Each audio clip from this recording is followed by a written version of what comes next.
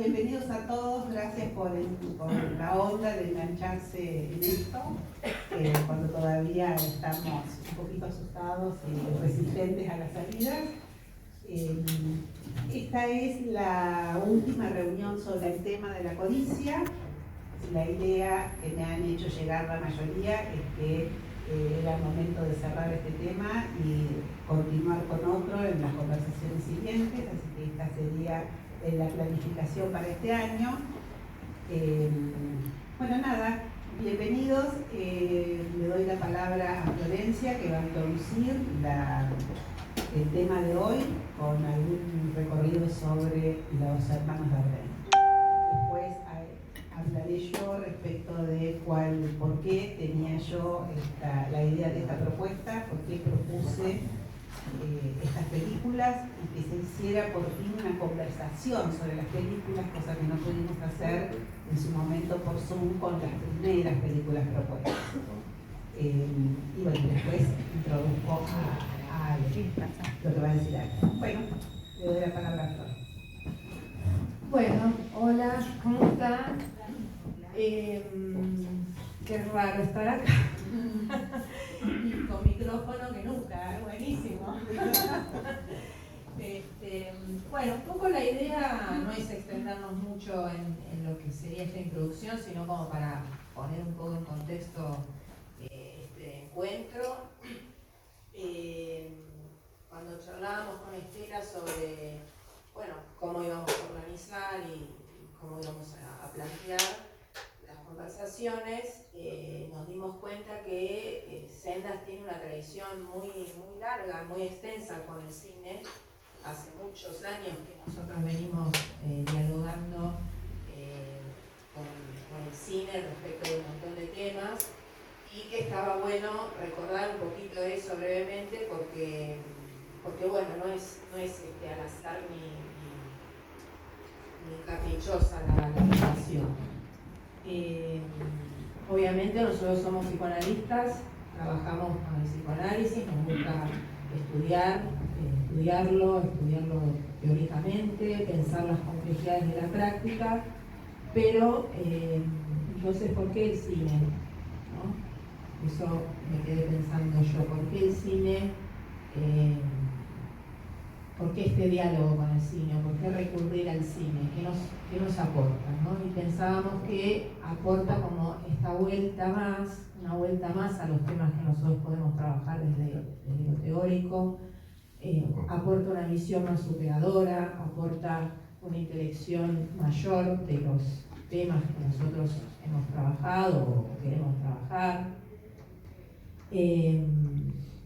Y bueno, también tiene que ver con que yo podría decir, y Estela me lo confirmará, que es el primer amor de Estela en el cine. Así es. Es su primer amor, y para nosotros también es un arte que nos gusta mucho.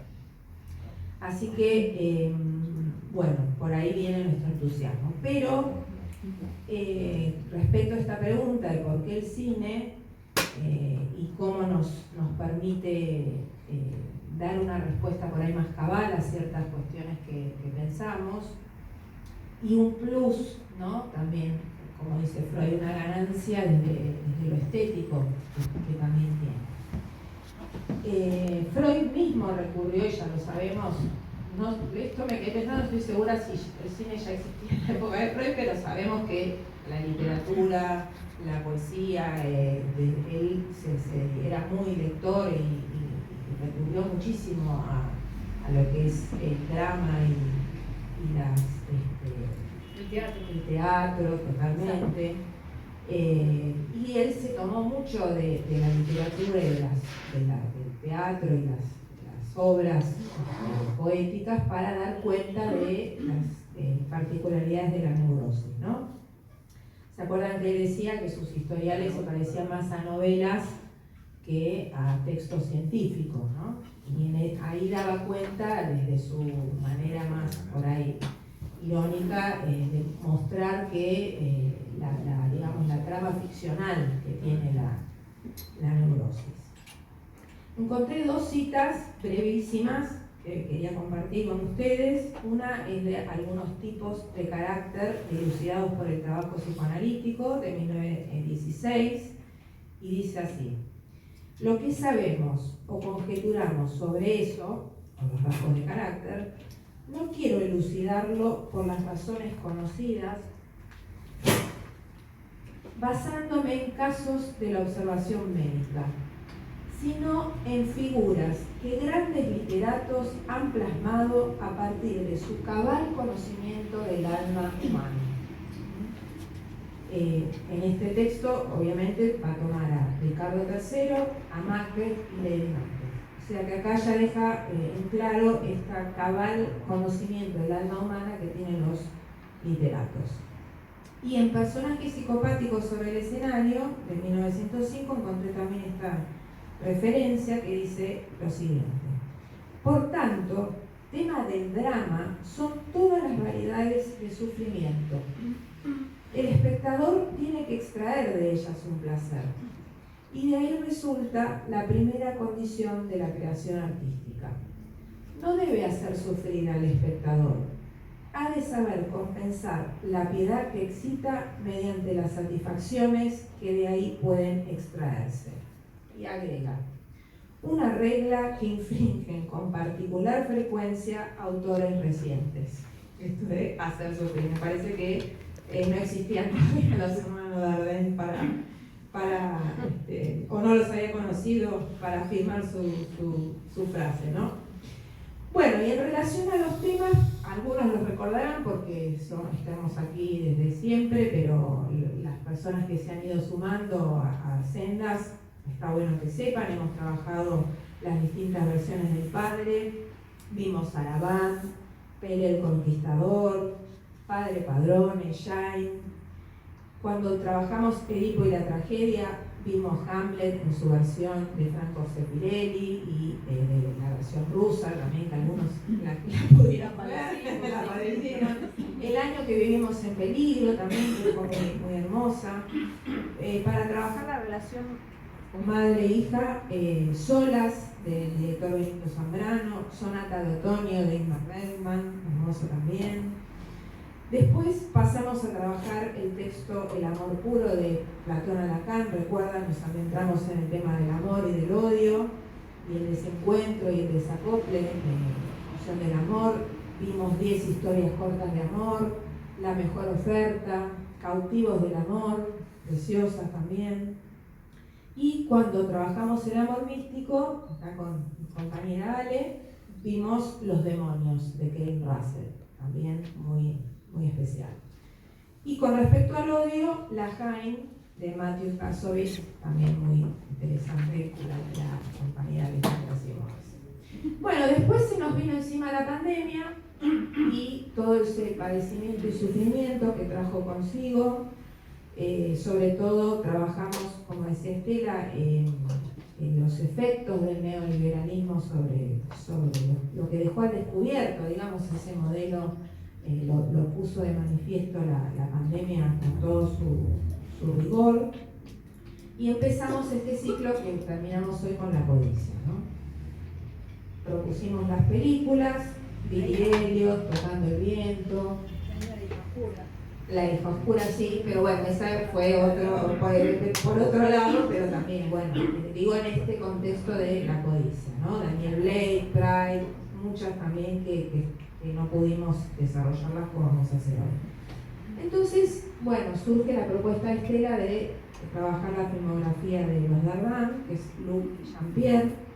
Y bueno, les voy a hacer un brevísimo resumen, porque por ahí no todos pudieron ver el videíto de su clase y algunas cuestiones que yo fui recogiendo de distintos lugares.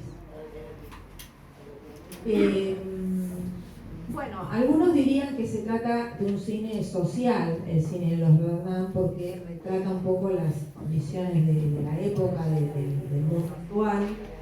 Pero ellos dicen, y esto me gustó subrayarlo, ellos dicen que prefieren llamarlo ético, su cine. Dicen que la ética del cine está en el cine, en la forma que ellos tienen de hacer cine. en el método que encontraron, porque ellos eran documentalistas, son hermanos belgas, ¿no? Nacidos en Bélgica, empezaron como documentalistas, pero dicen nos hicimos cineastas. Y se hicieron cineastas encontrando este método, buscando la manera de transmitir lo que ellos querían filmar. Y específicamente dicen que es ético porque sus personajes no están puestos ahí para enseñar o transmitir ninguna cosa, no pretenden transmitir ni un mensaje, ni una tesis, ni demostrar nada. Dice, si sufren no se pretende jugar con los sentimientos del espectador, tampoco transformar ese sufrimiento en un espectáculo. Lo hacen, ¿no? O sea, obviamente que la intención es transmitir las emociones, pero no es ese su intención. No quieren provocarla sin razón, ni buscar la emoción fácil. Por eso dice que sus películas la palabra moral o ética no está asociada con una condena, ¿no? Por el accionar, eso lo vemos en todas las películas que se propusieron, ¿no? Sino ver que hay una posible elección en cada uno de sus personajes. Hay una opción, hay un desafío que tienen que atravesar, ¿no? Entonces no le interesa mostrar, o no les interesa mostrar estas típicas categorías por ahí más hollywoodenses de los buenos y los malos, o una cuestión maniquea de, bueno, a ver quién es bueno y quién es malo. No es así como plantean a los personajes, ¿no? Los presentan siempre en situaciones límites, en las peores encrucijadas, pero no hay un prejuicio o una idea preconcebida sobre ellos. Dicen que los dejan ser a los personajes. Son personas, no estereotipos. Los personajes existen más como personas que como personajes. Por eso, por ejemplo, en algún otro recorte que pesquisé, decía que Marion Cotillard, que es la actriz por ahí más conocida, que la hemos visto en un montón de películas de todo tipo, dice, no es Marion Cotillard interpretando una obrera, dice, es una obrera en la piel de Marion Cotillard. Porque de hecho uno se olvida que es ella, ¿no? Por cómo lo logra. Y eso es trabajo de la actriz, pero también de los directores fundamentalmente, ¿no? Dice, esas personas, los empleados, los obreros, los inmigrantes, desposeídos, habitan ese mundo precario donde todo vale. Mentir, traicionar, tergiversar, dejar morir. Y ahí está cada uno con su posibilidad de elegir. Una elección forzada, ¿no? Por cierto. Pero sus historias muestran que el protagonista recorre un camino, en general, ¿no? Del que sale transformado. Y ahora vamos a, obviamente, charlarlo entre nosotros. Sale transformado, descubre la solidaridad, el reencuentro con el otro, la posibilidad de enlazo. Entonces podríamos decir que si bien es un panorama bastante pesimista en el sentido de la desesperanza, de las condiciones nefastas de los escenarios, el abandono, la crueldad, bueno, hay un rasgo singular que es que algo se puede hacer con esto, ¿no? Hay una lucecita. Y por último quería, rescatar o subrayar esta cuestión de su método, ¿no? Su modo de realización de los films, su modo de transmitir, su mirada, ¿no? Que tiene que ver con un cierto quiebre en lo que es la hegemonía cinematográfica, ¿no? Que es un cine casi sin música, esa cámara en mano, ¿no? Que va atrás de los personajes, un poco en retraso, dicen ellos, ¿no? Como que va en retraso de lo que el actor quiere hacer, pero vuelve para tomarlo. La utilización de los escenarios, que son, ellos dicen que su cámara se adecúa al escenario y no a la inversa. El vestuario, que también es específico, está todo pensado milimétricamente, aunque se parezca que es medio un caos todo, ¿no? Sobre todo en la Rosetta y en promesa, ¿no? Está todo milimétricamente pensado, dicen ellos, y yo aclaré o pensé para mí, para incomodar, ¿no? Bueno, ahora le doy la palabra a Estela, que nos va a explicar un poco qué pensó ella para que trabajemos a este proyecto. Bueno, sí, como contó Flor, mi primer amor profesional, digamos, fue el cine. Lo practiqué en Santa Fe cuando todavía era posible hacer cine, porque estaban las repercusiones del Instituto de Cine que había dirigido Birri en su momento. Pero bueno, luego la dictadura arrasó con toda posibilidad de que los jóvenes tuviéramos alguna inserción en el arte del cine, no había dónde hacerlo. Y ahí, en un momento, cuando ya se veía venir, digamos, de golpe, me encontré con los historiales sobre la histeria y me enamoré de Freud. Así que cambié de amor. Pero bueno, el cine siguió siendo eso que cada uno tiene como lo que no pudo hacer, pero sigue amando. Por eso siempre traje a nuestras reuniones, a nuestras conversaciones, un diálogo con el cine. Eso es lo que hace a la cuestión personal, más allá de que efectivamente es un diálogo fructífero, ¿no? Para cualquiera que se ponga en relación con el cine, desde cualquier disciplina, pero los psicoanalistas le podemos sacar el jugo. Bueno, yo como siempre, para no irme por las ramas, me gusta escribir algo. Quiero decir que los hermanos Dardenne yo no los conocía, los conocí el año pasado, no se me habían pasado, la verdad. Y todo esto que contó Florencia y que está en esa clase magistral de ellos,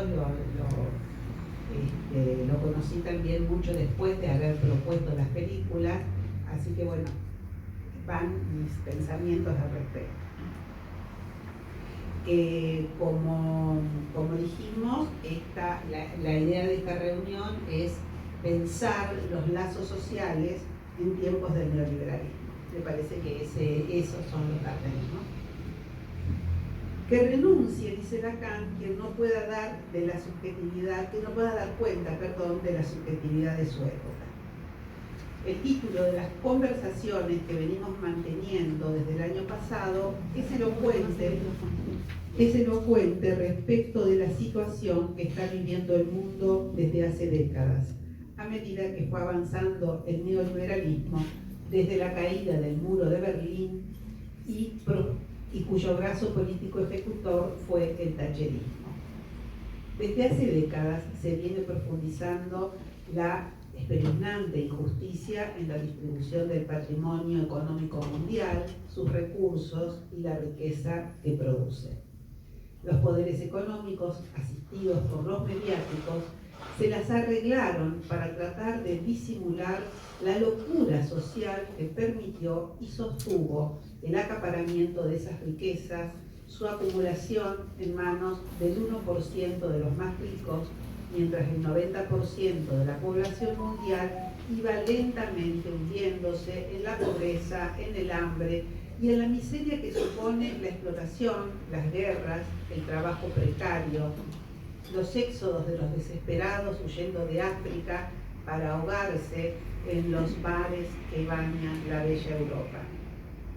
Inesperadamente, la pandemia dejó esto al descubierto de un modo cruel e imposible de velar o invisibilizar. Hemos tenido la visita de estudiosos durante el año pasado, desarrollando este tema, que abordaron distintos aspectos de esta cuestión. Las películas sugeridas el año pasado sirvieron, no digamos de ilustración, sino de referencia para conversar lo que se había tornado evidente. A veces, lo evidente no nos salta a los ojos hasta que no lo vemos plasmado en el arte. Desde hace décadas, gran parte del buen cine y la buena literatura, pero también el arte en general, la pintura, las letras de las canciones, vienen dejando testimonio de cómo los estragos del neoliberalismo han impactado en la subjetividad de la época. La mayoría de las buenas obras plantean una mirada sombría y pesimista respecto de la sociedad cuyos valores morales se encuentran en decadencia. Y hasta nos encontramos hasta con una mirada apocalíptica, tal como se ve plasmada en las películas de ciencia ficción, desde Blade Runner en forma de tragedia hasta el puro cinismo de No miren arriba. A nadie se le escapa que a esta altura de los acontecimientos esto no es ciencia ficción. Vayamos a otro género, que esto también es algo que lo introdujo por esto, que siempre vayamos a otro género que siempre me interesa pensar. Nos hemos preguntado por qué tienen tanto éxito las buenas series o novelas policiales. Si bien es un género que siempre resultó atractivo, en la actualidad, habiéndose impuesto la novela negra, no es usual encontrar un Poirot o un Sherlock Holmes. Detectives cuyo éxito reside en el hecho de desdeñar el caos de la realidad para tornarla lógica, generando, como dice Freud, la satisfacción que genera la ilusión de que la vida puede no ser la sucesión caótica de azares, desgracias y maldades. En cambio, ahora, lo que nos gusta pone en el centro de la trama al antihéroe, ese que queda sumido y arrastrado por la decadencia de la sociedad e inmerso en el caos y la maldad que ya los velos de la realidad no logran ocultar. Por ejemplo, ¿no? el detective de las novelas de Mankell, Wallander, es un inspector de policía en contacto todo el tiempo con la pobreza, la inmigración ilegal, la trata de blancas, la explotación, la droga, el tráfico de órganos. Muy lejos de los transatlánticos de lujo en los que Poirot ejercitaba sus habilidades deductivas. Es un policía lento, escaso de recursos, angustiado, él mismo un efecto de las condiciones socioeconómicas del momento. Su vida está deshecha, es insomne, sin lazos amorosos que lo sostengan, alejado de su padre y de su hija, buscando en la música y el alcohol algo de alivio. Es el jefe de una policía pueblerina que está siempre al límite de la impotencia, desbordada por casos que exceden sus recursos. Antes de alcanzar al criminal, Wallander se arrastra en la intemperie sueca, todo un símbolo, esa geografía y ese clima, poniendo el cuerpo entre los restos, los desechos, la mierda de la sociedad que ha sido expulsada a los bordes del sistema o directamente ha caído en el abismo, sin sostén y sin red. En el campo de las series policiales, les recomiendo si no las vieron, es la misma perspectiva de Wally. La adhesión que genera este género policial me parece un emergente de aquello en lo que estamos inmersos sin saberlo. Proporciona esos personajes con los cuales nos identificamos sin darnos cuenta. Subrayo, sin darnos cuenta, porque lo vemos como lo que le pasa al otro. Es otro, el inmigrante ilegal reducido a la explotación y a la servidumbre, que ha llegado a los sótanos de Occidente deslumbrado con la posibilidad de una vida mejor. Otro son las jóvenes trasladadas para ser vendidas como objetos sexuales que pueden terminar asfixiadas. Un montón de cuerpos hacinados en contenedores en un puerto como mercancía descartable, dañada o podrida. Es otro el que duerme en la calle. Es otro el niño que vende pañuelitos en los bares, expuesto todo el tiempo al no, al rechazo permanente del consumidor molesto que quiere tomar tranquilo su porción de torta sentado en las veredas del polo gastronómico de Palermo Soho. Pero es otro. ¿Dónde estamos nosotros y nuestras familias? ¿No seremos la mancha en el cuadro que miramos, creyéndonos exterior a él? Si concedemos, si en nuestro fuero íntimo estamos convencidos, cada uno de nosotros, de que el único valor a sostener es el dinero, la acumulación de dinero, sin lugar a dudas hay que concluir que el neoliberalismo ha ganado la partida, ha colonizado nuestra subjetividad. Porque sostener la codicia como única pasión consensuada y validada por la sociedad va de la mano de una profunda renegación. Negamos, me quedé sin texto acá. Negamos lo que sabemos, la imposibilidad de que todos podamos acumular ingentes cantidades de dinero. Queremos desconocer que eso es imposible. Nos negamos a reconocer la gran mentira, la ilusión que el neoliberalismo ha logrado imponer de la mano de esas otras mentiras que son el individuo y la meritocracia. El individualismo, y la meritocracia. A esto se agrega, y acá voy a tener que acordarme lo que escribí, a esto se agrega otra gran mentira, otro falseamiento moral, otra hipocresía, el entronizamiento de la palabra libertad. Y digo palabra porque no es más que eso, una palabra que ya no dice nada, que ha perdido todo sentido por su separación, su divorcio de cualquier verdad.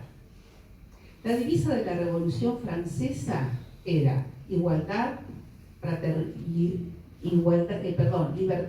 igualdad, fraternidad. Libertad, sí, pero en el marco de la igualdad, o sea, de la posibilidad de una distribución justa de los recursos. Libertad, sí, pero limitada por la fraternidad. Los autodenominados libertarios trabajan justamente para quitarle el sentido a la libertad, para quitarle sentido y reducirlo solamente a una palabra. ¿Por qué? Porque separan la libertad de lo único que le puede dar un verdadero sentido, que es la distribución justa de la riqueza. A eso refiere, ¿sí?, la palabra igualdad de la divisa de la Revolución, o sea, del comienzo de la democracia, y del respeto por el semejante, que es a lo que alude la fraternidad. Porque sin estos límites, ¿de qué seríamos libres?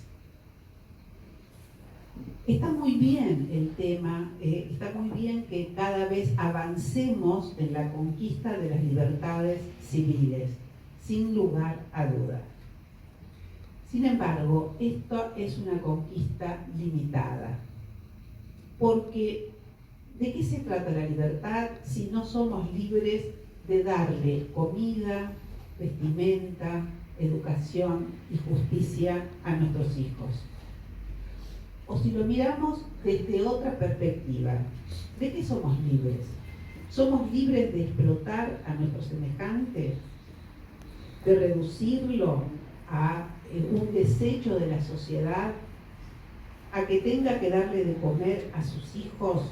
¿A que no tenga la posibilidad de dar una comida digna a sus hijos? ¿Somos libres de eso?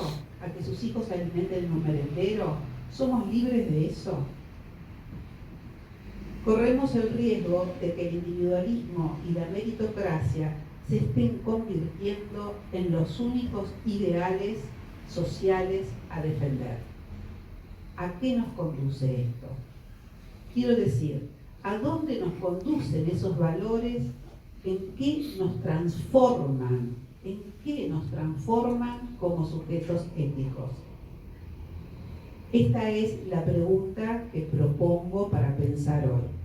Y para reflexionar sobre esta pregunta se me ocurrió proponer el cine de los hermanos Dardenne, porque lo que inspira su cine no es dejar testimonio de la pobreza o de las consecuencias sociales de las políticas económicas del neoliberalismo.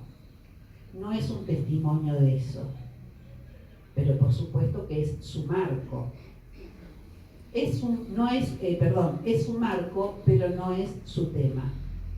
El tema de los Dardenne es qué ética sostiene cada uno de nosotros en este marco socioeconómico en el que nos ha tocado vivir.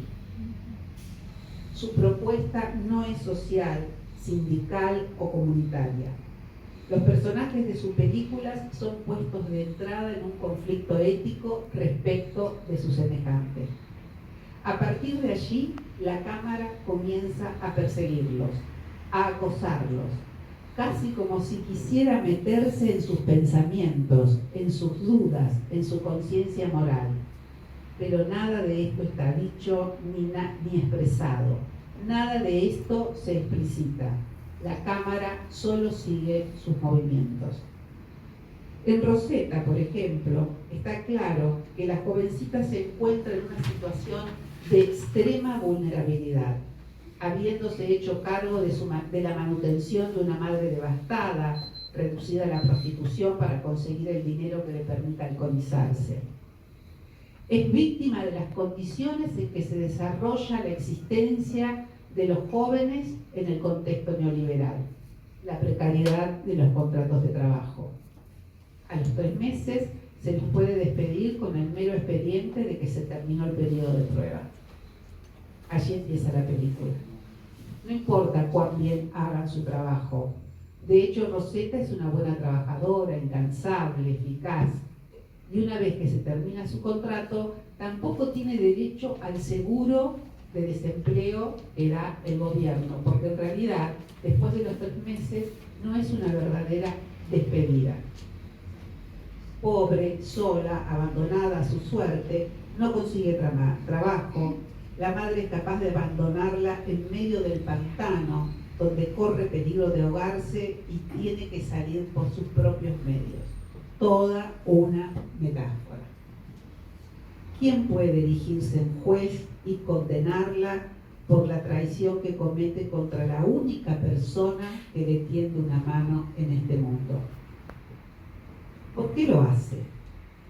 Esta pregunta no tiene ninguna relevancia porque está explicitada la respuesta en la película. La cuestión para Rosetta no es esa. La cuestión es ¿en qué me convierte lo que hice? Esta es la maravilla de los Dardenne, como decía Florencia, que ellos mismos lo manifiestan, volver a poner la gran pregunta ética en juego. Leopoldo, Luis, Felipe, María, Víctor, Sajonia, Coburgo, Gotha.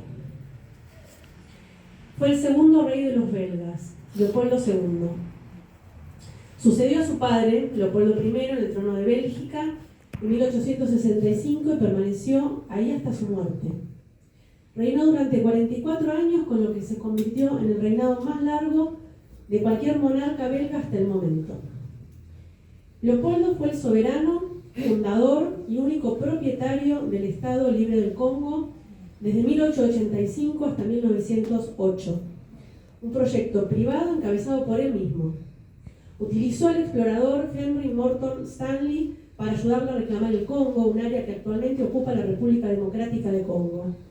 En la Conferencia de Berlín de 1885, las naciones europeas con intereses coloniales que pactaron el reparto de África se comprometieron a mejorar la vida de los habitantes nativos del Congo al tiempo que confirmaron su posesión por parte de Leopoldo II.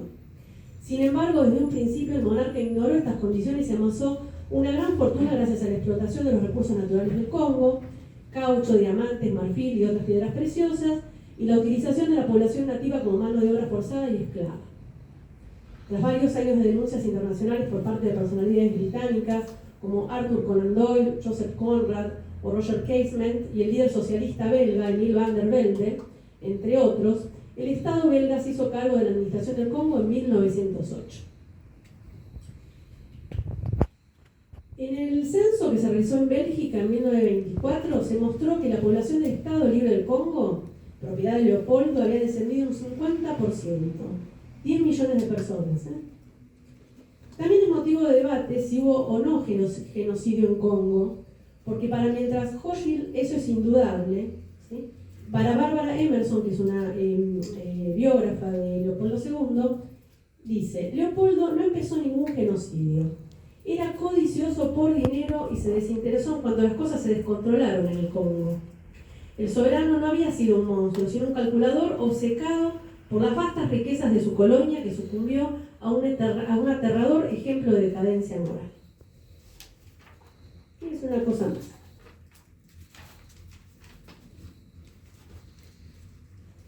Gracias a la colonización del Congo, Leopoldo convirtió a Bélgica en una potencia imperialista y a él mismo en multimillonario. Gracias a los préstamos que le fueron concedidos a Leopoldo por el Estado belga, creó una red ferroviaria a lo largo del río Congo y sus afluentes y abrió carreteras. Después de que John Dunlop inventara los neumáticos de caucho, la demanda mundial del mismo, debido a su uso como materia prima en la industria automovilística y de bicicletas, se había disparado y se inició una carrera comercial internacional para dominar el mercado.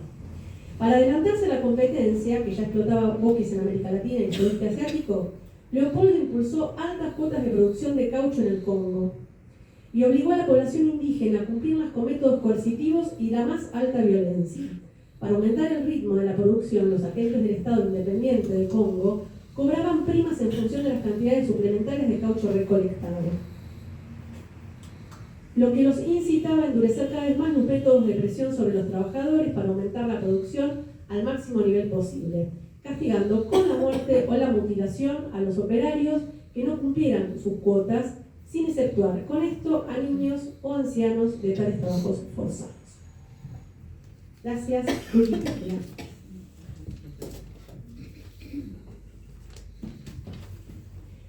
Bueno, atravesamos el tema de la codicia desde múltiples ángulos, ¿no? Nosotros pensamos en la violencia que ejerce el capitalismo, en la versión descarnada del neoliberalismo, que propone una total indiferencia respecto de cómo los movimientos que generan la acumulación de dinero afectan a la realidad social de los países, las regiones y las personas.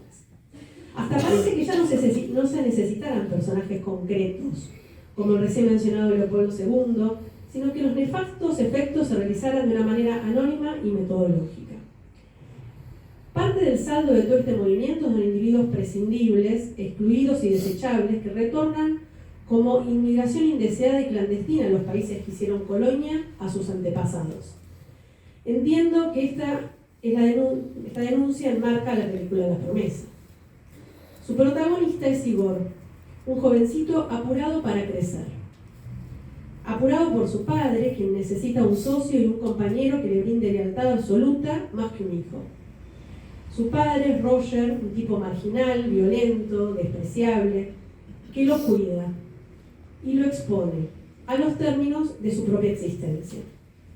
Roger hace su negocio explotando a los que no tienen ningún derecho ni voz, los inmigrantes ilegales que llegan indocumentados a Bélgica desde África, entre otros lugares. Les da documentos falsos y los usa como mano de obra barata para armar los precarios departamentos en los que alojará más inmigrantes ilegales. Un negocio redondo, digamos, ¿no? Siempre que no caigan de improviso los inspectores de inmigración. Tiene un negocio de la explotación, el que también se constata en todos lados, en los talleres clandestinos, obras de construcción, servicio doméstico en negro, entre otras actividades. Digo esto porque llama la atención que la infelicidad y la explotación tengan esta forma en un país con el nivel de bienestar socioeconómico de Bélgica. Creo que expone un conflicto que podría darse en otros lugares también. En definitiva, Igor y su padre son dos eslabones en la cadena que arma los lazos del neoliberalismo. Ahora bien, Igor participa de este negocio de engaño y utilización de los más desprotegidos que él, a la vez que arma una bicimoto con sus amigos. No olvidemos que es un poco más que un niño. Pero un día día sucede algo en la construcción. Aminu, uno de los trabajadores, cae de un andamio y se lastima muy seriamente. Igor es testigo de esto y mientras intenta ayudarlo, este inmigrante objeto de la explotación pasa a ser alguien que sufre ante sus ojos. Y el muchacho se compromete frente a él. Le promete cuidar a su esposa, Asita, y a su pequeño hijo. De allí en adelante, la película desarrolla el dilema ético del personaje de Igor. Queda prendido de su promesa, de sus palabras, y lo vemos en vilo, tratando de que la violencia de la mentira y el abuso de su padre no afecten a la mujer y al niño. Cumplir con su promesa tiene consecuencias y tambalea el edificio de la relación entre Roger e Igor. La vulnerabilidad de Asita reclama que él cumpla su promesa únicamente desde su pundonor. Ni el miedo, ni el arrepentimiento, ni la victimización toman el comando de la narración, sino que me parece que la película ubica la lenta revelación de una verdad que se torna poderosa en la escena final, en la que Igor no puede dejar ir a Asita creyendo una miserable mentira. En ese momento cumple cabalmente con su promesa. Después de ver esta y otras películas de los Dardenne, creo que no traen como solución a las injusticias una salida social, una revolución, una rebelión masiva, sino que muestran que aún en el lugar más miserable, aún cuando todo juega en contra, aún cuando ciertas lealtades tironean, aún en la precariedad ética y económica, alguien puede elegir y hacer una diferencia con su elección. Y me parece que eso trae un triunfo frente al sistema.